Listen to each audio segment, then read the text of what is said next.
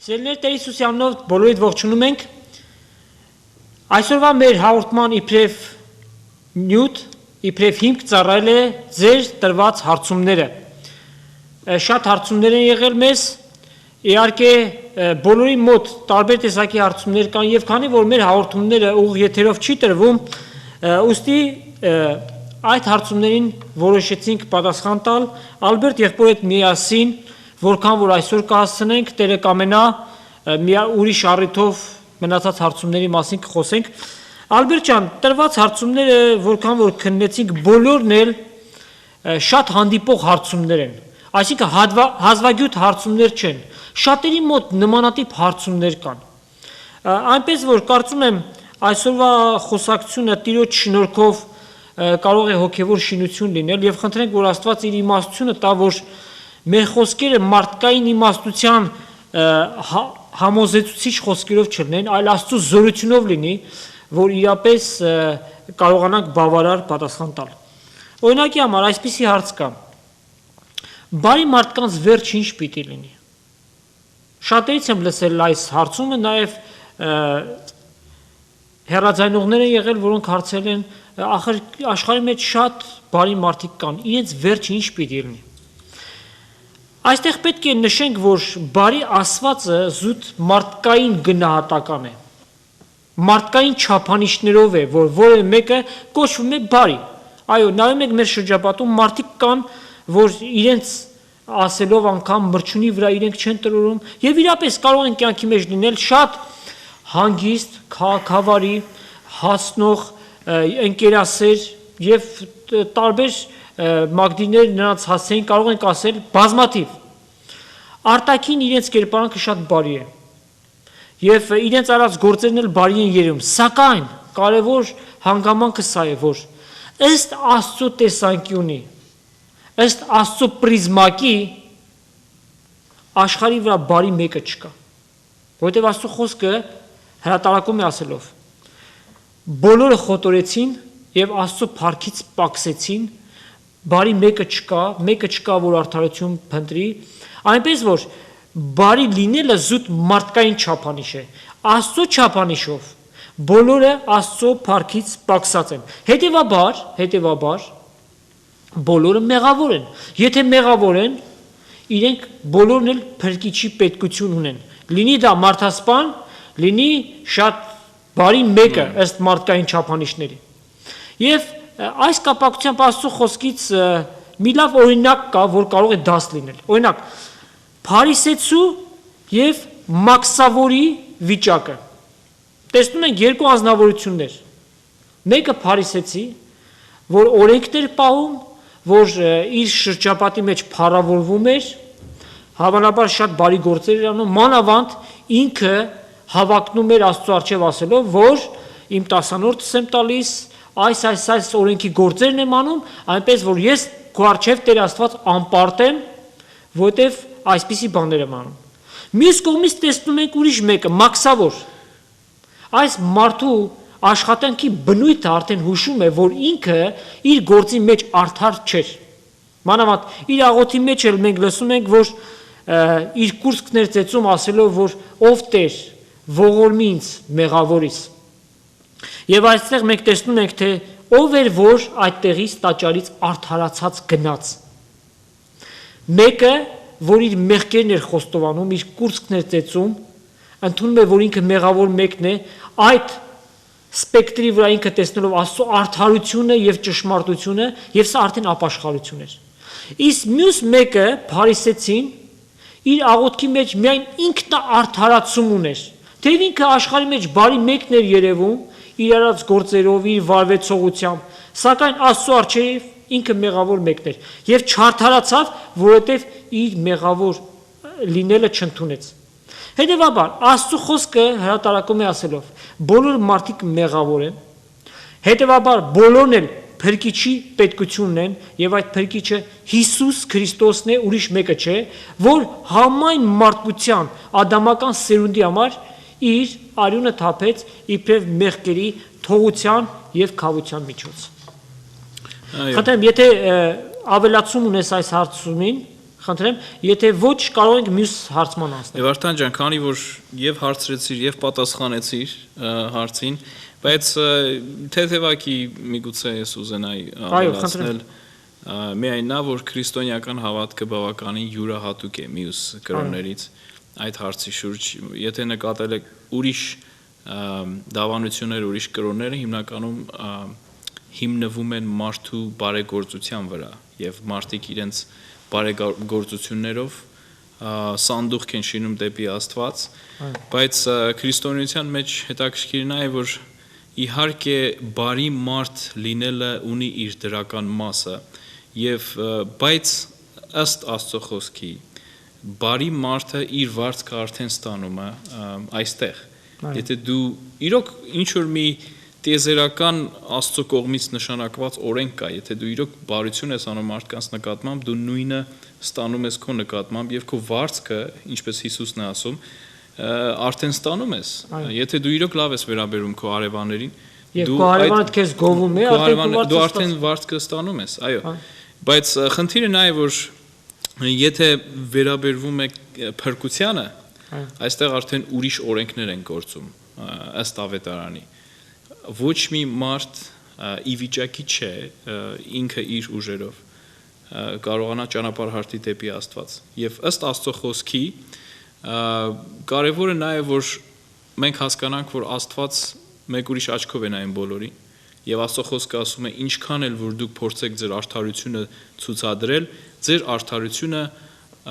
աղտոտ լաթի նման է։ Այո, աղտոտ լաթի նման է։ Այո։ As a filthy rag անգլերեն ասում են, այսինքն որ ինչքան էլ որ դու սպիտակ շորեր հագնես, Աստված միևնույն է, կտեսնի ինչ որ մի խնդիր կո մեջ, դու բավականին կատարյալ չես կարող լինել, որպիսի վաստակես փրկությունը, որպիսի վաստակես մարդկանց գովաբանությունը կարող ես։ Այո։ Բայց փրկությունը վաստակելու համար հնարավոր չի։ Եվ շատ անգամ հենց այս խնդիրն է, որ մարդկանց շփոթության մեջ է գցում, ասում են լավ մարդ էր, բա ինչու այսպես եղավ։ Բայց հետաքրքիրն է, որ երկար չեն կարող սրա մասին խոսել եւ կա հետաքրքիր աստվածաբանական գործոններ այս հարցի մեջ, բայց պատկերացրեք ըստ քրիստոնեական աստվածաբանության, եթե մարդը ինչքան էլ որ ունենա իր մարդկային արդարությունը, ունենա շատ բարձր մարդկային սրբություն, Աստծո աչքի առջև նույն մակարդակին է գտնվում փրկության կողմից, ինչ որ ամենավերջի ցայտուն արտահայտված մեղավոր փողոցային մարդը, փրկության իմաստով։ Այո։ Մարդկային արտահայտության իմաստով նրանք հավասար չեն, բայց փրկության իմաստով երկուսն էլ փրկությունից նույն տարածության վրա են, հեռավորության վրա են։ Բայց ինչ է կատարվում, երբ որ մարդը իր մարդկային արդարությամբ շատ հեռու է ավետարանից, շատ հեռու է Աստծո սրբությունից, եւ այդ րոպեին ընդունում է շնորհքը, որը տրվում է մարդուն Հիսուս Քրիստոսի անձի միջոցով։ Այո։ Այդ րոպեին քրիստոնեական աստվածաբանությունը ասում է, որ գոյություն ունի վարկենական փրկություն, այսինքն տեղի ունենում այդ րոպեին, երբ որ մարդը իրականապես իր սիրտը հանձնում է Աստծուն եւ ստանում է այդ փրկությունը, որը ըստ ավետարանական հավատքի եւ մեր խորին համոզմունքն է դա, որ փրկությունը ստանալու համար հարկավոր չի տարիների ճգնավորական աշխատանք։ Եվ փրկությունը հնարավոր է ստանալ, եթե անկեղծ կերպով մոտենաս Աստծուն, վարկյանների ընթացքում, ինչպես խաչի վրայի ավազակը, տեսնում ենք, որ իր ամբողջ կյանքում մեղսագործություններ գործելով, բայց վերջի մի քանի րոպեի ընթացքում անկեղծորեն դառնալով Աստծուն, արդեն կարողացավ մտնել Աստծո փրկության մեջ։ Իհարկե, այս օրինակը, որ բերեցի Ալբերտ ջան, պատգամ չէ, որ սիրելիներ, այսինքն ամբողջ ձեր կյանքը մեղսագործության մեջ ապրեցեք, վերջում հնարավորություն ձեզ կտրվի փրկվելու, ուղղակի այդ ավազակի պարագան այդպիսին էր։ Իմ խորին համոզմունքն է, եւ նաեւ ինձ թվում է, որ դուք կգտնեք Աստվածաշնչի մեջ, որ փրկությունը դու չես որոշում, թե ես հիմա պետք է գնամ եկեղեցի եւ արդեն փրկվեմ, քանի որ բավականին հաճելի մեղքերը գործել եմ եւ վերջացրել եմ։ Ես համոզված եմ, որ փրկությունը դա Աստծո կանչն է։ Եվ եթե դու բաց ես թողնում Աստծո կանչը, նշանակում է միգուցե երկրորդը լինի, միգուցե երրորդը լինի, միգուցե 10-րդը լինի, բայց դու չգիտես։ Եվ եթե Աստված քեզ կանչում է այսօր, ավելի լավ է այսօր էլ պատասխանել Աստծո կանչին։ Աստծո խոսքը ասում է ձեր պարանոցները մի խստացրեք, Աստված չի ուզում որևէ մեկի կորուստը, այլ միջոցներ է փնտրում փրկության համար, Աստված ողորմած եւ մարդասեր Աստված է, որևէ մեկի կորսվելը չի ուզում, այլ ուզում է որ բոլոր ապաշխարեն եւ հավիտենական կյանք ունենան։ Այո։ Վերադառնալով իմ թեմային, որ ես խոսում եի, ուրեմն այդ անմիջապես փրկությունը, որ տեղի ունենում, ինչ է կատարվում։ Պատկերացրեք, մենք արդեն ասացինք, որ մարդկային մեր արդարությունը ի վիճակի չէ մեզ փրկելու։ Եվ այն րոպեին, սա մի խորհրդավոր վարքյան է, երբ որ ամեն մարդ կզգա միգուցե քո ննջարանում, միգուցե եկեղեցում, միգուցե քարոզի ժամանակ, բայց այն րոպեին, երբ որ դու քո սիրտը հանձնում ես Աստծուն եւ Հիսուսի միջոցով փրկությունը տրվում է քեզ, այդ րոպեին Աստված վերցնում է Հիսուսի արդարությունը եւ պատվաստում է քո վրա։ Սա աստվածաբանության մեջ հայտնի է պատվաստված արդարություն, imputed righteousness, այսինքն ոչ թե մեր արդարությունը,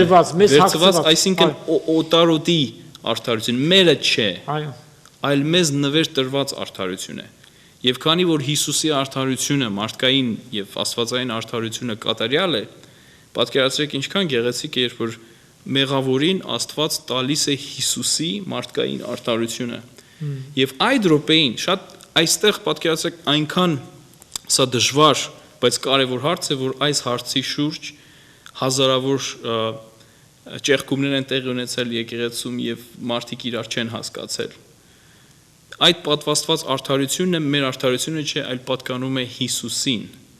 Եվ Աստված այդ րոպեից սկսած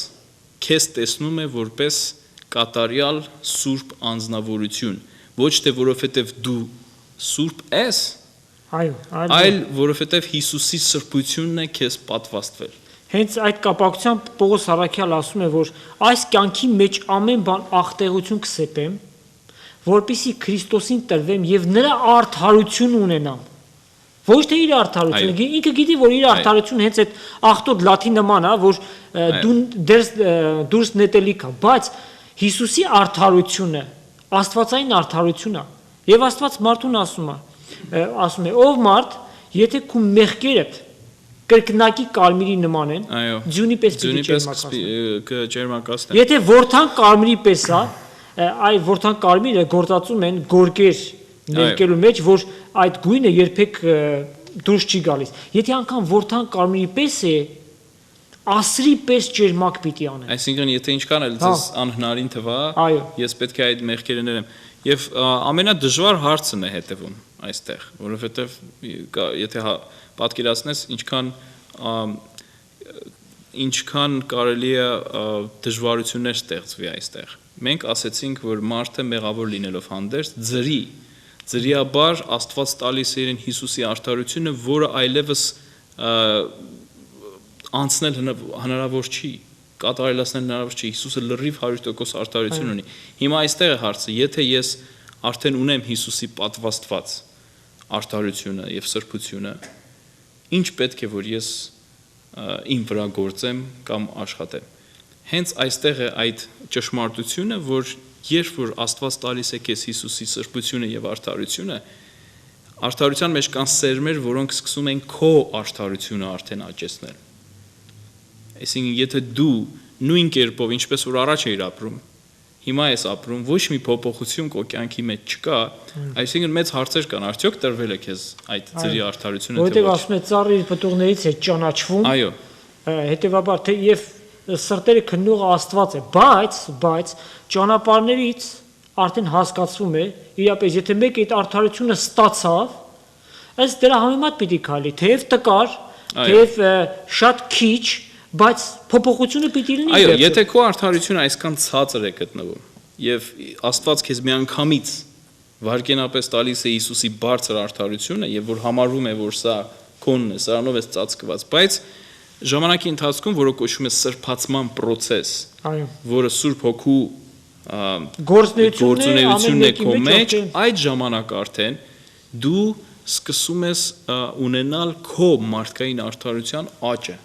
կամաց, որը քեզ չի փրկում։ Տեսեք տարբերությունը սա է, մենք փրկվում ենք Հիսուսի արդարությամբ, բայց վարձ կստանում ենք մեր արդարության եւ սրբացման աճի հետևանքով։ Գործերի միջոցով է, որտեղ Աստվածաշունչը ասում է, տեսեք, շատ այդ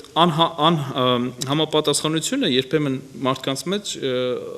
առաջանում է, երբ որ ասում են, եթե գործերով չի փրկությունը, բա ինչու Աստված ասում ըստ գործերի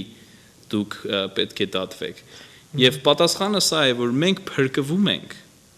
հավիտենական կյանք ենք ստանում միայն եւ միայն Հիսուսի արդարությամբ։ Բայց վարձք ենք ստանում, մեկը շատ, մյուսը քիչ, արդեն մեր ձեռք բերովի բարի գործերով։ Եվ դա էլ ոչ թե մեր մարդկային ջանքերն են, այլ Սուրբ Հոգու ներգործությունն է մեր միջոցով։ Այո, ես լրիվ հավատում եմ դրան։ Տարբեր կարծիքներ կան, իհարկե մենք վիճաբանության ուրիշ մարդկանց հետ չենք մտնում, բայց մարդիկ կա, որ ավելի շատ պատասխանատվություն են դրում մարդու վրա, մարդիկ մի ուրիշ կալվինիստները կան, որ ավելի շատ Աստծո վրա են ամբողջ պատասխանատվությունը դրում, բայց ես հավատում եմ, ես քեզ հետ համաձայն եմ, որ առանց Աստծո ներգործության անկարելի է։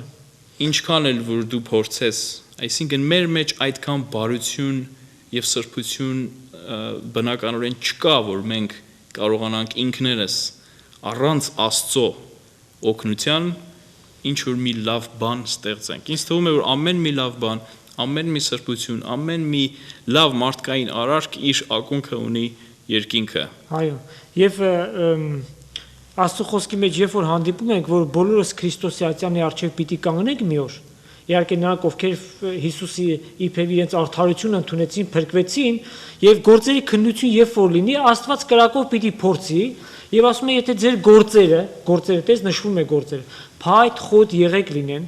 այսինքն լինեն մարդկային գործեր, անձի ցանկություններ, անձի փառավորում, պիտի այրվեն։ Բայց եթե ձեր գործերը լինեն ոսկի, արծաթ, պատվական քարեր, այսինքն Սուրբ Հոգու ներգործությամբ վկայություն արեցիր, քարոզեցիր, հիվանդին այցելության գնացիր, մնայուն բաներ, որոնց մեջ Հիսուսի անունը փառավորվեց, այն ժամանակ եւ որ վարձ պիտի ստանա։ Բայց դա արդեն փրկության հետ կապ չունի։ Որևէ կապ չունի։ Փրկությունը, ուրեմն այս հարցի վերջնական եզրահանգմանը գանք հետեւյալ ձևով։ Բարի մարդկանց վերջ ինչ պիտի լինի։ Ուրեմն բոլոր մարդիկ պետքություն ունեն ապաշխարության եւ Քրիստոսի արդարությանը, որովհետեւ Աստված հրատարակում է ըստ իր տեսանկյունի, ըստ իր պրիզմակի, որ որևէ բարի մարդ չկա իր առջև։ Մարդկանց մեջ կա, որովհետեւ մարդը մարդուն կշռում է ըստ իր չափանիշի։ Այո։ Մեկը մյուսի հանդեպ է, որ բարի է։ Սակայն Աստծո առջև բոլորը մեղավոր են։ Ես համաձայն եմ, այո։ Փրկվելու համար պետքություն են Հիսուսի արդարությանը, որպեսզի հավիտենական կյանքը ժառանգեն։ Այո, այլապես, այսինքն ինչ չափանիշով ենք որոշում բարի։ Ճիշտ ասացիր, որ հիմա ինչպես իմանանք ով է բարի, ինչ չափանիշով։ Ամեն մի անձնավորություն իր չափանիշներով բարի է, կամ ինչպես որոշենք բարիության չափանիշը, ով ինչ արեց եւ այսպես անվերջություն կգնանք եւ պարզ չի լինի։ Եվ շատերը քննադատում են քրիստոնեական հավատքը, ասելով, որ մենք շատ էքսկլյուզիվ ենք, այսինքն շատ յուրահատուկ եւ ոչ մեկին չենք ներգրավում եւ մենք միայն մեր ուրույն ճանապարհը ունենք եւ չենք ուզում ուրիշ ոչ մի այլընտրանք ունենալ։ Թեև դա մեր ճանապարհը չէ, դա Աստվածային ճանապարհն է, այդ ճանապարհի հեղինակը Հիսուս Քրիստոս է, որ այդ նեղ ճանապարհը բացեց միջև հավիտենական։ Բայց մենք ըստ Աստծո խոսքի պետք է ամուր կանգնենք այս մեր հավատքի մեջ եւ այլապես մեր գործ, այլապես ընդհանուր այս եկեղեցին, որ սարքվել է, այս Աստվածաշունչը, որ մենք քարոզում ենք, իմաստ չեր ունենա։ Ուրեմն մեր վերջնական խոսքը սա է, որ առանց Հիսուս Քրիստոսի չկա փրկություն։ Եվ ինձ թվում է, որ սա կոպիտ արտահայտություն չի, բոլորովին, ոչ մեկին ճշմարտություն է, վիրավորում, ոչ մի ուրիշ կրոններ չի վիրավորում։ Մենք իհարկե հարգում ենք մարդ անձնավորությանը, մենք հարգում ենք մարդ անձնավորության ջանքերին, որոնք կատարվում են ըստ Աստծո, բայց մենք ասում ենք, որ միայն եւ միայն Հիսուսն է փրկությունը եւ առանց Հիսուս Քրիստոսի ուրիշ ճանապարհ չկա Աստված եւ միգուցե անցնենք մյուս հարցին ինձ թվում է մենք բավականին վերջին մի համար միտքս եկավ գործ Կարաքելիցի մեջ ասում է որ ուրիշ անուն չկա ոչ երկնքի մեջ ոչ էլ երկրի վրա որով կարողանանք փրկություն ունենալ այդ փրկությունը այդ ողջակեզը այդ զոհը Հիսուս Քրիստոսին եղավ մարդու փոխարեն մեզանից ամեն մեկի փոխարեն ինքը զոհ եղավ որպեսզի փրկություն ունենանք թե բարիները եւ թե նրանք ովքեր որ սեպում են իբրև չար Ալբերտ ջան ինչ հարցում ունես ուրեմն ես ուզում եմ խոսել հետեւյալ հարցի մասին որ իմ կարծիքով շատ կարևոր է եւ միգուցե իմ փորձի մեջ 90% մարդկանց այս հարցը միշտ տվել են եւ նույնիսկ տարբեր շրջաններում այս հարցը միշտ մարդկանց տանջում է եւ իրոք դժվար հարց է տառապանքի մասին հարցը թե ինչու այս աշխարհում դերևս կա անարդարություն կա տառապանք կա դժվարություններ կա աղքատություն կա հիվանդություն եթե գոյություն ունի Աստված այսինքն շատ լսած կլինես որ մարդիկ հարցնում են բա որ Աստված կա ինչու է սա այսպես ինչու է աշխարհում կա այսքան դժվարություն ինչու ես իմ մտերիմ հարազատին կորցրեցի եթե Աստված ինձ սիրում է ինչու եւ նույնիսկ բացի դրանից ինչու են դժվարությունները նույնիսկ լավ մարդկանց հետ նույնիսկ հավատացյալների հետ այդպիսի դժվարություններ հանդիպում դրա համար ինձ թվում է կարելի է պատասխանել այդ հարցին որովհետեւ սա շատ խորը հարց է տարբեր բազմակողմանի եւ քանի որ միակողմանի հնարավոր չի այդ հարցին պատասխանել ես մի քանի կետեր եմ պատրաստել որ տարբեր կողմերից նայենք այդ հարցին առաջի պատճառը որ տառապանքը գոյություն ունի ըստ Աստվածաշնչի շատ պարզ պատճառ է սա առաջիններից է որ Աստված շատ պարզ ձևով Աստվածաշնչի մեջ ասում է որ ձեր անօրենությունների համար գոյություն ունի պատիժ սա միգուցե միջնադարյան է հնչում է դաժան բայց մենք պետք է հասկանանք որ տառապանքների մի մասը սա ուղղակի հերքել չի կարելի որովհետև դա կլինի կեղծավորություն Աստված ինչքան էլ որ սիրող էակ է նաև Աստված դատավոր է եւ արդար դատավոր է եւ արդարությունը արդեն իր մեջ պարունակում է պատժելու ունակությունը քանի որ Աստված ամենաբարձրն է եւ Ալբերտ ջան Աստծո սերը չէր կարող գոյություն ունենալ առանձին առանց Աստծո արդարության այո Աստված սիրող հայր է բայց մյուս կողմից այդ հավասարակշռումը կատարում է իր արդարությամբ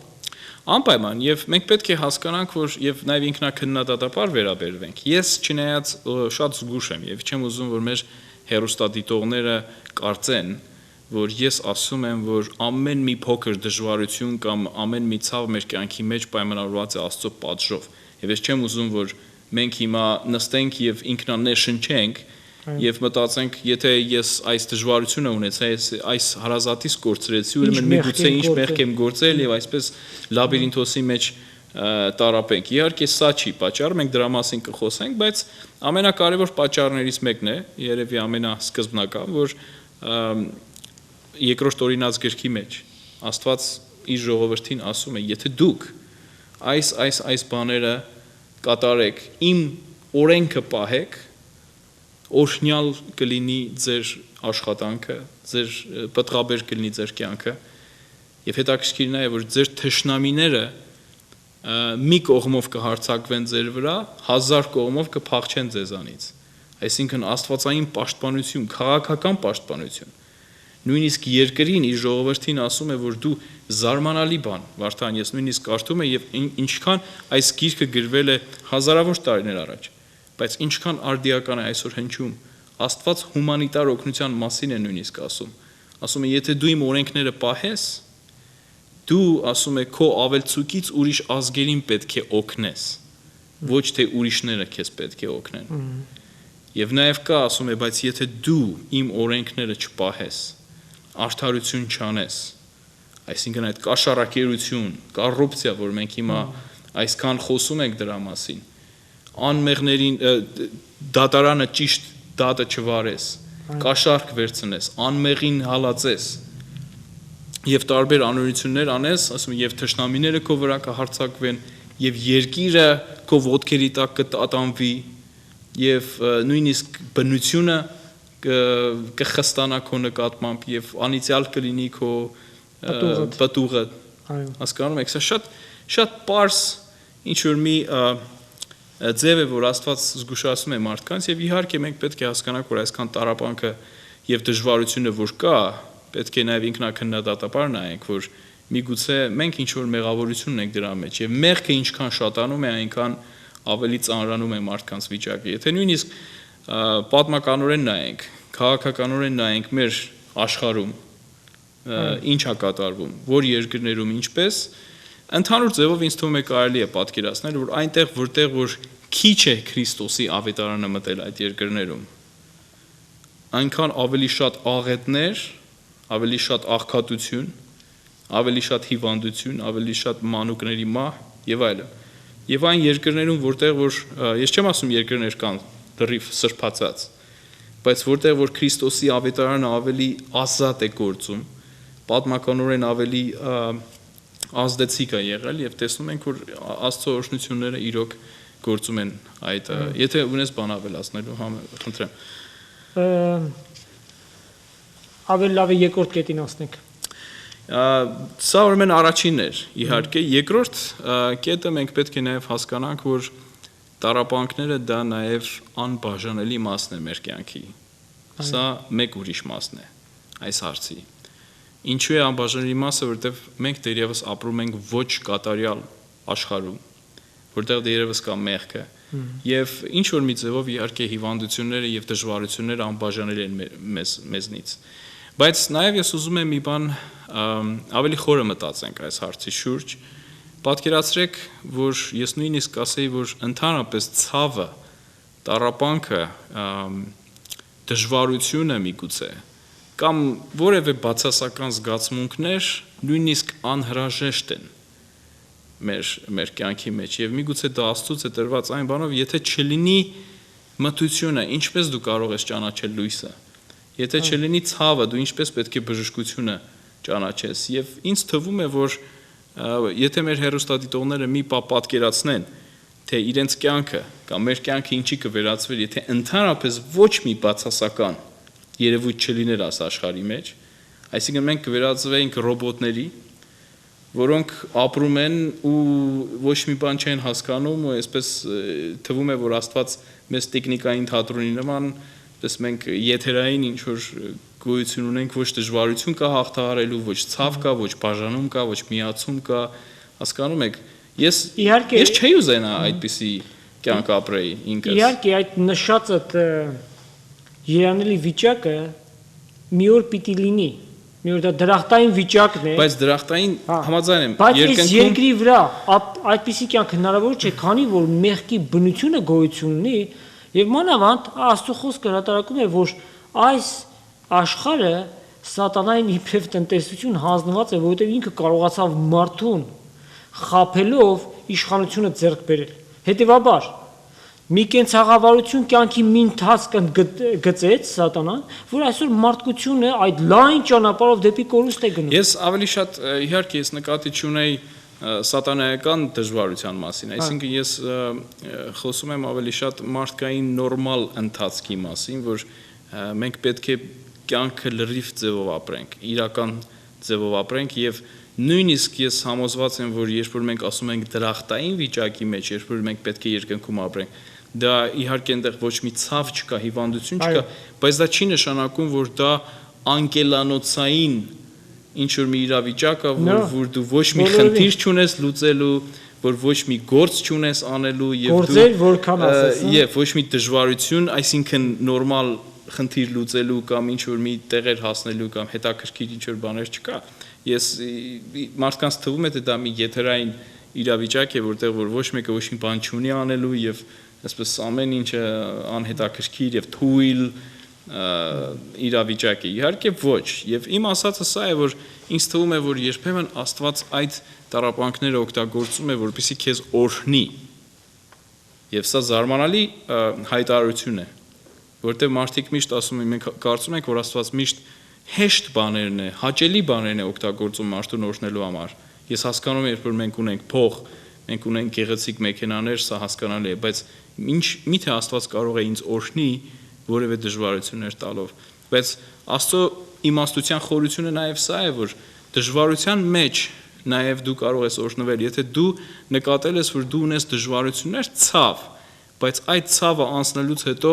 դու մեկ քայլ բարձրացել ես, մեկ քայլ մոտեցել ես Աստծուն, 10 քայլ ավելի իմաստուն ես դարձել, եւ նույնիսկ այդ ցավերը եւ դժվարությունները եւ բաժանումը, որ դու ապրել ես այս կյանքի մեջ, քեզ ավելի իմաստուն է դարձրել, ավելի խորը, ավելի սիրող ուրիշ մարդկանց նկատմամբ։ Եվ իհարկե սա անմիջապես չի կարելի ասել, որ Աստված մեղավոր է դրանում։ Եվ մենք երբեմն պետք է եւ լավը վերցնենք Աստծուց եւ նաեւ ցավը, եւ պետք է հասկանանք, որ ամեն ինչ այս կյանքի մեջ այդքան էլ հեշտ չի ընթանում եւ Աստված նույնիսկ չի պատրաստել այդքան հեշտ կյանք։ Երբ որ Աստված ասում է, որ ես ուզում եմ, որ դու իմ զավակը լինես, որ ես քո կյանքը կառավարեմ, դա չի նշանակում, որ Աստված խոստացել է հեշտ եւ անսխալական եւ առանց դժվարությունների կյանք։ Նայենք Աստծո խոսքին նորից գանք, Եբրայեցիս թղթի մեջ ասում է. Աստված իր ամեն սիրածին կխրատի եւ կծեցի ամեն որդի, որ կընդունի։ Ինչի համար, որպեսզի ասում է իր սրբությանը մենք հաղորդ լինենք, հենց դրա համար։ Որպեսզի այդ դժվարությունների, նեղությունների մեջ, այսպես ասած, աղացի միջով անցնենք, մեր ադամական բնության այդ անհաջող գծերից կարողանանք ազատվել, կարողանանք Աստծո փառքը փնտրել, Աստծո հաճելի ձևով ապրել, իր արդարության սրբության ճանապարհի մեջ քայլել։ Այս ամենը մեր լավի համար է, որ Աստված անում է։ Ոչ թե որ Աստված ուզում է մեզ հատուկ ցավ պատճառել, ոչ, այդ եկած բաները ինքը մեր կյանքի մեջ բարի գործակից է դարձնում։ Օրինակ ես հիշում եմ Աստվածաշնչի գրքից Հոբի գիրքը, շատ խորը մի գլուխգործոց այդ գիրքը, որ իրոք շատ գեղեցիկ գիրք է, եթե դուք կարողանաք կարդալ, ուղղակի այդպես էլ կոչվում է Հոբի գիրքը։ Եվ այնտեղ մենք տեսնում ենք, որ շատ աստվածապաշտ ինչ որ մի անձնավորություն, բայց առանց որևէ պատճառի, այդ մարդը ոչ մի մեղք չէր գործել, առանց պատճառի իր վրա գալիս են անանցանելի շատ դժվար իրավիճակներ, փորձություններ, հիվանդություններ եւ դժվարություններ, որ նույնիսկ այդ մարդը տարակուսանքի մեջ է եւ ինքը չի հասկանում ինչու են այդ բաները հետ կատարվում։ Եվ այսօր ինչպես իմ առաջի կետում ես, չեմ ուզում ասել, որ ամեն մի դժվարություն մեր կյանքի մեջ կատարվում է որպես Աստծո պատիժ։ Եվ շատ աստվածավախ օրինակելի անձնավորություններ կան, ովքեր որ այսօր շատ դժվար ժամանակի միջով են անցնում։ Եվ ոչ մի դեպքով չի կարելի ասել, որ Աստված ինչ որ բան իրենք այնպես չեն արել։ Բայց հետաքրքիր է նաև, որ ամեն մի դժվարությունի միջով անցնելուց դու, ինչպես դու ասացիր, ոսկու այդ թրծումը անցնում ես։ Այդ դժվարությունները անցնում ես։ Եվ իհարկե, սիրելի հեռուստադիտողներ, ոչ ես, ոչ էլ Վարդանը, ոչ էլ մեկ ուրիշ մականացու երբեք չենք ուզում ասել, որ մենք ունենք բոլոր հարցերի պատասխանները։ Երբեմն նաև ինչպես Հոբը, հարցեր կան, որ միայն եւ միայն Աստված է իմանում, եւ դա գաղտնիք է, եւ մենք պետք է վստահենք եւ ասենք, եթե այդպես է լինում, ուրեմն միգուցե Աստծուն դա հաճելի է որ լինի։ Եվ նույնիսկ Հոբի ժամանակ վերջում, երբ որ այդ փորձություններից անցնում է, եւ ես ուզում եմ ասել, որ ինչպես իմանանք այդ փորձությունները Աստծուց են, թե ոչ, Աստված եթե տալիս է մեզ դժվարություններ, կա միշտ ելքը։ Ելքը միշտ պատրաստում է ըստ Աստծո խոսքի, եւ Աստծո կողմից տրված դժվարությունները իրենց մեջ ունեն իմաստ։ Աստված ոչ մի բան առանց իմաստի չի անում։ Հետաքրքիր է, Հոբը վերջում ինչ ասաց. Աստծո ձեռքից բարիքներ առնեմ ու չարիքները չառնեմ։ Այո։ Այսինքն, երբ որ Աստծո կողմից բարիքները կան, փառք ես Տեր Աստված, շատ սքանչելի է, շատ ուրախ եմ, բայց երբ որ նեղություն, դժվարություն եկավ, տրտունջներ արդյոք Տեր Աստված էս ինչ է կատարում ինձ հետ։ Բայց ամենակարևորը Հոբը այդ դժվարությունների միջով անցնելուց հիշում ես վերջում ինչ ասում է լսելով լսել էի Տիրոջ մասին, բայց հիմա իմ աչքովս տեսա Աստծո փառքը։ Այսինքն այդ դժվարությունները փաստորեն Հոբին ավելի մոտեցրել էին Աստծուն։ Հիմա շատ քրիստոնեական շարժումներ կան, որ մի քիչ քննադատաբար եմ ես ասելու, որ մարդկանց թվում է թե դու եթե Աստծո կամքով ես ապրում, ոչ մի դժվարություն չպետք է ունենաս։ Բարգավաճման ուսուցում է դա prosperity teaching։ Ես համաձայն եմ, որ Աստված քեզ բարգավաճում օգնում է բարգավաճել։ Համաձայն եմ, որ Աստված կարող է օրհնի քո գործը, բայց երբ որ մարդկանց թվում է, որ եթե ինչ-որ դժվարություն ունեցար, ուրեմն քո հավատքն է քիչ, կամ դու լավ քրիստոնյա ես, եւ եթե լավ Աստվածավախ մարդ ես, ուրեմն պետք է փողը գետի նման հոսի, դժվարություններ չլինեն, եւ եթե նույնիսկ հիվանդություն ունի քո հարազատը կամ դու, դա անպայման պետք է լինի սատանայից, եւ անպայման քո բարձր հավատքով պետք է անպայման մարդկանց բժշկես, եւ շատ տխուր իրավիճակներ եմ ես տեսել, երբ որ մարդիկ սա չհասկանալը, որ երբեմն դժվարությունները կարող են նաև Աստծո իմացածով լինի։ Եվ միգուցե մենք պետք է անցնենք այդ դժվարության մեջ։ Միգուցե դու պետք է կորցնես քո հարազատին, ես չգիտեմ, շատ դժվար է։ Որտեւ Աստված ամեն բան բարի գործակից կարող անել։ Լավ, գանք Աստծո խոսքին, Տեր Հիսուսին քիչ բերանով ասաց։ Այս աշխարհի մեջ նեղություններ պիտի ունենաք։ Երբ որ ինքը ասում է, գիտեք, իր անսուտն շրթունքներ է ասում, բայց քաջասիրտ եղեք, ես այս աշխարհին հաղթեցի։ Վերջը արդեն հաղթանակն է, բայց դժվարությունների միջով անցնում եք եւ նաեւ Աստված տառապանքի միջոցով կարող է քեզ հետ խոսել։ Մարդկանց թվում է թե Աստված խոսում է միայն եւ միայն մի ճանապարհով կամ երկու ճանապարհով կամ միայն եւ քարոզիչի միջոցով, բայց Աստված նաեւ կարող է քեզ հետ խոսել դժվարություններով, պարագաների միջոցով, պարագաներով եւ նույնիսկ տառապանքով։ Երբեմն գիտեք ինչ, մարդիկ իրենց ականջները փակում են Աստծո ձայնի նկատմամբ եւ իրենց ուզածն են անում։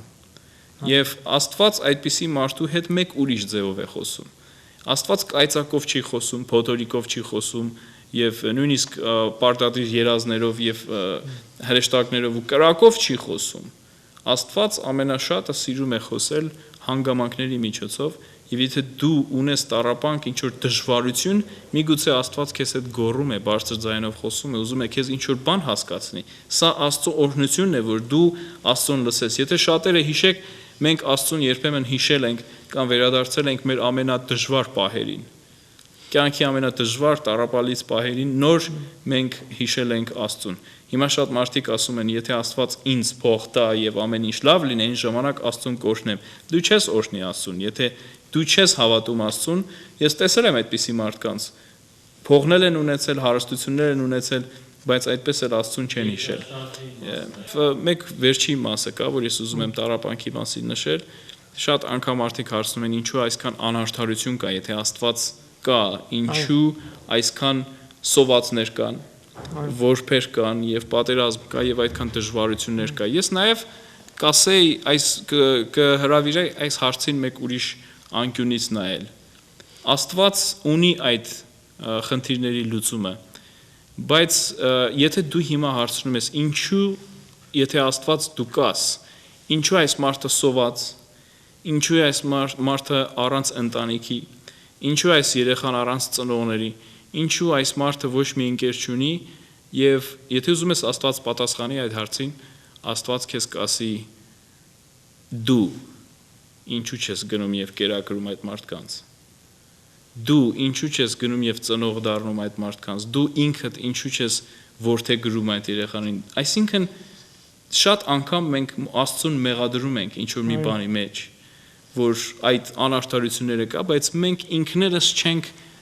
պատկերացնում, որ Աստված երբեմն ուզում է մեզ այդ իշխանությունը տա, այդ հնարավորությունը մեզ տվել է, որպեսզի մենք ինքներս կարողանանք Աստծո անունից գնալ եւ արդարություն գործել։ Ոչ թե նստել պարապ ձևով եւ ասել, եթե Աստված կա, ինչու է այս մարդը սոված։ Աստված կա, այդ մարդը սոված է, բայց Աստված քեզ է տվել այդ հնարավորությունը, որպեսզի դու գնաս Աստծո կողմից եւ այդ մարդուն կերակրես։ Այսինքն այս կետերն են, որ ես ուզում եի նշել, որ նաեւ մեր պատասխանատվությունը կա դրա մեջ։ Եթե դու հարցնում ես, եթե Աստված կա, ինչու կա այդքան դժվարություն, մտածիր, թե դու ինչ կարող ես անել այդ մարդկանց համար։ Եթե դու ասում ես, եթե Աստված կա, ինչու է իմ երկիրը այս դժվարության մեջ, մտածի, թե դու ինքդ ինչ կարող ես անել քո երկրի համար։ Մատթեոս ավետարանի 25-րդ գլխում Տեր Հիսուս խոսում է ասելով, որ ծառավեի ու ջուր տվեցիք, մերկ էի և հագվեցրիք, բանտի մեջ էի, այցելության եկաք։ Եվ իրեն հարցրեցին, ասին, Տեր, մենք երբ այդ բաները քեզ արեցինք։ Ասաց, իմ եղբայրներիցս ամենափոքրին արեցիք այդ բանը, ինձ արեցիք։ Ճիշտ այս բացատրությանը վրա այս Աստծո խոսքի համարը լրիվ համապատասխանություն է գալիս։ Տեր Հիսուս ասում է, նախ դու ինքդ արա։ Եվ եթե սրանցից մեկին արեցիք, ինձ արեցիք։ Իմ անունովս արեցիք, ուրեմն ինձ համար։ Այսինքն մեզ իշխանություն է տրված արդարություն գործել Աստծո անունի կողմից, որովհետև Աստվածաշունչը նաև հավատացյալներին Աստծո մարդկանց անվանում է Աստծո դեսպանները։ Այո։ Եվ պատկերացրեք Աստծո ներկայացուցիչը եւ շատ հարուստ բարգավաճող մարդիկ կան, որ ամեն իր փառահեղ սեղանների վրա նստելով աղոթում են բարեպաշտ։ Տեր հիշիր աղքատները։ Ինչպես կարող է Տերը հիշի աղքատները, եթե քեզ Աստված արդեն դրել է, որպեսզի դու ինքդ կարողանաս այդ աղքատներին օգնես եւ այդ արդարությունը գործես քո համար։ Ինձ թվում է այս պատասխանները, որ մենք տալիս ենք, բավականին օգնեցին մեր հեռուստադիտողներին, որպեսզի Աստծոն ավելորդ անգամ չմեղադրենք տառապանքների գործում։ Հուսանք, որ այդպես է։ Անցնենք մեկ ուրիշ հարցումի։ Ինչ վերաբերմունք ունեք Կույս Մարիամի հանդեպ։ Ես լավ վերաբերմունք ունեմ, միանգամից ասենք, որ շատ սիրում ենք, մեծ հարգանք ենք տածում, նա մեր Տիրոջ Հիսուս Քրիստոսի մայրն է եւ պատկերացրեք, ինքը հազվագյուտ մի մայր է։ Միակը եղավ, որ Աստված հարմար գտավ, որ այդ միլիոնավոր կույսերի մեջ, այդ արգանդի մեջ, այդ որովայնի մեջ 9 ամիս հասակ առնի եւ լույս աշխարհ կա։ Այսինքն հարգանքի եւ ակնածանքի եւ սիրո մի անձնավորություն է, որի մասին անգամ մարգարեական խոսք կա գրած։ Եսայի մարգարեն 720 տարի առաջ այդ դեպքից առաջ գրեց. Կույսը պիտի հղանա, որդի պիտի ծնի եւ նրա անունը Էմանուել պիտի դրվի, որ կոչվում է Աստված մեզ հետ, կամ Աստված մեր մեջ։ Ուրեմն տեսնում ենք Մարիամը մի բարեպաշտ մի կույս մեկն էր, որ Աստված իրեն զատեց մնացած բոլորից եւ նրա միջոցով աշխարհ եկավ մեր Տեր Հիսուս Քրիստոսը, որ մեր փրկիչը դառավ։ Ուրեմն եզրակացությունը սա է, որ ինքը հատուկ մի մայր էր, հատուկ մեկը, եւ մենք սեր հարգանք ենք տածում նրա հանդեպ։ Անպայման, այո։ Բայց միայն այսքանը մենք չափերը չպիտի անցնենք, այսինքն չափազանցություն չպիտի լինի, որպեսզի այն գնա պաշտամունքի, որտեղ ինքը Մարիամինքը ասաց, իմ հոգիս ուրախացավ, իմ փրկիչ Աստծովս։ Սրանով ինքը ցույց տվեց, որ ինքն էլ աշխարհի բոլոր մարդկանց նման մեղավոր մեկն էր, որ փրկիչի պետքություն ունի։ Ինքը մարդ անձնավորություն էր, իհարկե, եւ որոշ ըստ հին ավանդությունների, որոնք Աստվածաշնչին այդքան էլ չեն համապատասխանում, ասում են, որ Մարիամը հետո հարություն է առել եւ իր գերեզմանել է դատարկ եւ համբարձվել է երկինք եւ առավել եւս որ Սուրբ Կույս Մարիամը նաեւ ամենակարևոր միջնորդներից է Աստծո եւ մարդկանց միջև եւ այդպիսի հին ավանդություններ կան, որոնք իհարկե ավետարանական հավատքը չեն այդքան էլ հավատքին չեն համապատասխանում, բայց ասում են, որ նաեւ ընդունում են, որ պետք է աղոթել Սուրբ Կույս Մարիամին եւ միանգամից Աստծուն մոտենալ հնարավոր չի, ավելի լավ է, որ ինքը մայրական իր աղերսանքներով խնդրի Հիսուսին եկեղեցու համար եւ երբեմն ընդունում են որպես եկեղեցու մայրը, բայց իհարկե, այո, գանք Աստվածաշնչին, որովհետեւ ամեն ճշմարտություններ մեր Աստծո խոսքի միջոցով է բացում, Աստծո խոսքը ասում է մեկ միջնորդ եւ մեկ բարեխոս ունենք Հիսուս Քրիստոս մարդը եւ մի անգամ մտնում է սրբարանը եւ այն սրբարանը մտալով հավիտենապես մեջտնջենապես մեղքերի թողություն տվեց եւ իր արյունը միշտ կենթանի է թողություն տալու հետեւաբար Մարիամի հանդեպ, Կույս Մարիամի հանդեպ հետևյալ վերաբերմունք ունենք, ամենայն հարգանք, այո, մեծ սեր, իհարկե։ իբրև մեր Տեր Հիսուս Քրիստոսի։ Եվ իհարկե մենք ոչ մի ծրագիր չունենք վիրավորել մեր հերոստատիտողների շատերի զգացմունքները, ովքեր որ հատկապես կանացի զգացմունք կա Սուրբ Կույս Մարիամի նկատմամբ եւ այլն, բայց իհարկե ամեն մարդ իր ճանապարհը պետք է գտնի եւ մենք ուղղակի ուզում ենք ճշմարտացի ճանապարհով այն ինչ որ հիմնված է Սուրբ գրքի վրա եւ ճշմարտություն է, դա է որ պիտի խոսենք։ Այո։ Այո։ Ուրիշ մեկ հարցումի անցնենք։ Այո, ավանդի։ Մարդու մեռնելուց հետո իր հոգին ինչ է լինում։ Մարդու մեռնելուց հետո իր հոգին ինչ է լինում։ Եթե հավատում ենք, որ մարդու մեջ հոգի կա, այո, մեռնելուց հետո հոգին եւ ոչ միայն հոգին, այստեղ էլ կարեւոր մի հանգամանք կա, որ հասկանանք, որ մարդը երրորդություն է հոգի, շունչ եւ մարմին, հոգի, շունչ եւ մարմին, եւ ոչ միայն հոգին, այլ նաեւ իր շունչը կամ անձը,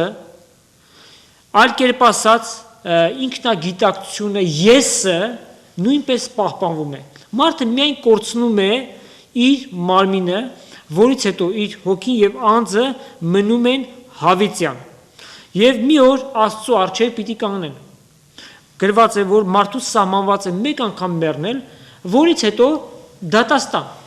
Եվ այս կյանքի մեջ պիտի որոշվի ամեն մեկի համար, թե ինքը իր հավիտենականությունը որտեղ պիտի անցկացնի։ Աստծո ներկայության մեջ երկնքում, թե Աստծուց հեռու հավիտենական դատաստանի մեջ, որտեղ չարերի ընկերակցությունը կա, որտեղ ծծումբով այրված կրակի լիճը կա։ Հարցումը սա է, այո, հոգին անջատվում է անձի հետ միասին եւ Աստված մի օր նոր մարմին պիտի տա։ Այստեղ շատ տեղին կլինի, որ հիշենք մեծատունի հարուստ մարդու եւ Ղազարոսի պատմությունը։ Երբ որ այստեղ նշվում է Ղազարոս, սա նշանակում է կատարված իրական մի դեպք է, սա առակ չի։ Այո։ Որ Տեր Հիսուս պատմեց, որ այդ հարուստ մարդը շատ սքանչելի ձևով ապրում էր, ճոխեր ամեն բան, ծիրանի զգեստներ էր հագնում, այն ժամանակ շատ մեծածախ մի հանդերձ էր դա։ Դե պարզ է, արդեն իր կենցաղը, ուտելը, խմելը եւ ամեն զվարճություններ, ամեն բան շատ լավ էր, առանց Աստծո ապրեց, այս կյանքի մեջ փառավորվեց եւ հանկարծ մի օր աչքերը փակելով իրեն գտավ դժոխքի կրակների մեջ։ Մյուս կողմից տեսնում ենք Ղազարոս անունով մեկը, աղքատ մեկը, որ այդ հարուստի տան շեմին էր ապրում եւ հարուստի սեղանից թափված փշրունքներով էր ապրում, բայց Աստծո հետ էր իր սիրտը։ Ինքը Աստծո հետ քայլեց, երբ որ մեռավ, այսինքն ինչպես ասում ենք, մարմինը կորցրեց եւ հոգին եւ անձը որ ելան, Աստծո հրեշտակները վերցրեցին եւ տարան դրախտ։ Եվ ահա այն ժամանակ էր, որ մեծատունը այդ հարուստ մարդը Ղազարոսին տեսնելով փափագում էր, որ Ղազարոսը իրեն գար եւ ձեռքը ջրի մեջ թաթախելով իր շրթունքներին դպցներ։ Բայց հնարավոր չէր, որովհետեւ իրենց մեջ մի մեծ անդունդ կար։ Այո։ Այս է ուրեմն պարագան, երկու տեղ կա գնալու, այո, հոգին մարդու մեռնելուց հետո դուրս է գալիս եւ նրանք ովքեր այս կյանքի մեջ Աստծո հետ միասին են ապրում, վստահաբար կարող են հավատալ եւ այդ համոզում ունենալ, որ իրենք Աստծո հետ հավիտենականությունը պիտի անցկացնեն։ Բայց նրանք ովքեր որ այսօր մերժում են եւ իրենց համար հետաքրություն չի ներկայացնում կամ իրենց չհավատալու պատճառով անգամ ծաղրում են, ի վերջո այս կյանքից հեռանալուց հետո մի օր իրենց պիտի գտնեն դժոխքի կրակների մեջ։ Ցավալի է, բայց պիտի ասենք, որովհետև սա ճշմարտություն է եւ Աստված ինչպես Մարգարեին ասաց, որ եթե դու գնաս եւ անօրեն մարդկանց ասես, որպեսզի իրենց անօրենությունից ետ դառնան, եւ իրենք եթե ետ չդառնան, դու իրենց արյունից անպարտ ես, բայց եթե ետ դառնան, փրկությունը պիտի ժառանգեն։ Հետևաբար մենք մեր արջև խնդիր ենք դնում, որ Աստծո խոսքի ճշմարտությունը գիտենք, մարդկանց ասենք, որ սիրելիներ, երկու տեղ կա, դրախտը եւ դժոխքը։ Ընտրությունը մերն է։ Մենք ինչպիսի ընտրություն ենք անում։ Եվ այդ ընտրությունը այս կյանքի մեջ պիտի լինի։ Մայից հետո գրված է. գործ խորուրդ գոյություն չունի, խավարան գոյություն չունի, ոչ միտեղ կամ լիմպո, որտեղ երկրորդ հնարավորություն տրվի, այսպիսի բաներ գոյություն չունեն։ Այս կյանքի մեջ, եթե Տեր Հիսուս մեր փրկիչն է, մեր Տերն է, երանելի ենք։ Եթե չենք ընդունել Հիսուսին մեր փրկիչը, հնարավորություն ունենք, քանի դեռ շնորհքի շրջանը չի փակված, քանի դեռ Հիսուս փրկիչ է, որտեղ երբ որ այդ շրջանը փակվի, Հիսուսի իբրև արդար դատավոր պիտի գա, այն ժամանակ այլևս ամեն մարդ անպատասխանի պիտի մնա։ Այո, դե ինձ թվում է արդեն ավելացնելու բան չկա, այդքան գունեղ նկարագրությունից հետո լրիվ իհարկե ճշմարտությունը ներկայացրեցիր Վարդան ջան։ Հաջորդ հարցը, այո։ Հակոբ եղբայր, որքան ժամանակ ունենք։ Ալբերտ ջան, ընդամենը մի քանի րոպե ժամանակ ունենք։ Կարծում եմ եզրափակիչ խոսքդ ասեիր մեր հեռուստադիտողներին եւ պիտի խնդրեի, որ աղոթքով ավարտենք, թեև մի քանի հարցումներ ընդամենը կարողացանք շոշափել, բայց եթե Տերը ցանկանա եւ այդ հնարավորություն ունենանք, մյուս անգամ ուրիշ հարցերի մասներ կխոսենք։ Ես հույս ունեմ, որ մենք կշարունակենք մեր զրույցը եւ այսօր հարգելի հեռուստադիտողներ, ես շատ ուրախ եմ, որ իհարկե ինձ հրավիրեցիք Վարդան ջան եւ հնարավորություն ունենք ձեզ հետ շփվելու։ Սա կամերան տեսախցիկը շատ հրաշալի մի գործ է, որ Աստված կարող է օգտագործել, որ հիմա այս սենյակի մեջ մենք 3 ենք ընդհանրապես, բայց ես պատկերացնում եմ, որ մեզ լսում են հազարավոր հայրենիներ այսօր եւ ես ուղղակի կուզենամ, որ գոնե մենք փնտրենք Աստծուն, փնտրենք Աստծո դեմքը, ինչպես ասում է Աստվածաշունչը։ Շատերը միգուցե արդեն հավատքի մեջ բավականին գիտուն եք, բայց ես խնդրում եմ նաև, որ դուք փորձեք Աստծո բարեպաշտությունը փնտրել եւ մեր պատասխանը սա է, որ միայն եւ միայն Հիսուս Քրիստոսի մեջ է մեր լրիվ հանգստությունը եւ օրհնությունը, որ կարող եք մեր հոգիների մեջ գտնել։ Դուք շատերդ իմիգրանտներ եք, ներգաղթած եւ Հայաստանից, Պարսկաստանից, Բեյրութից, տարբեր երկրներից մեր հայրենիները, եւ ես շատ լավ հասկանում եմ իմիգրանտի մտածելակերպը եւ Հիսուսի խոսքերը հատկապես, որ դուք բոլոր հոգնածներ եւ բեռնավորվածներ իմ մոտ եկեք եւ ես ձեզ պետք է հանգստացնեմ եւ ամեն մի անձնավորություն այս աշխարհի մեջ ինչ որ մի հոգնած եւ բեռնավորված ես նկատի չունեմ աշխատանքային հոգնածությունը կամ ֆիզիկական հոգնածությունը եւ ես մարդկանց փողոցով քայլելով ես մարդկանց դեմքերի վրա նկատում եմ խորին հոգեվոր հոգնածություն եւ հիասթափություն այս կյանքի մեջ եւ ուզում եմ ձեզ հիշեցնել Հիսուսի խոսքերը եկեք ինձ բոլոր հոգնածներ եւ բեռնավորվածներ եւ ես ձեզ պետք է հանգստություն տամ։ Այո, շատ սքանչելի։ Հիմա Ալբերտ ջան, ապաշխարության աղոթք կանենք, թող Տերը շնորհք տա եւ ողորմություն անի, որ նրանք ովքեր որ Տիրոջը չեն գտել, հենց այսօր գտնեն։ Այո, խնդրեմ։ Այո, սիրելի Հայր Աստված, մենք աղոթում ենք քեզ, խնդրում ենք մեր ամբողջ սրտերով, որ դու այսօր այս մեր հաղորդումը իհարկե քո խոսքի միջոցով ներգործություն կատարես մարդկանց սրտերի վրա եւ ով որ նստած այս իրենց հեռուստացույցների առջև եւ լսում են այս խոսքերը, դու ներկա ես այդ սենյակի մեջ եւ խնդրում ենք, որ դու այդ մարդկանց կյանքերը փոխես, վերքերը բուժես եւ հայտնես քո որդուն միակ ճշմարիտ Աստծուն Հիսուս Քրիստոսին։ Ամեն։ Ամեն։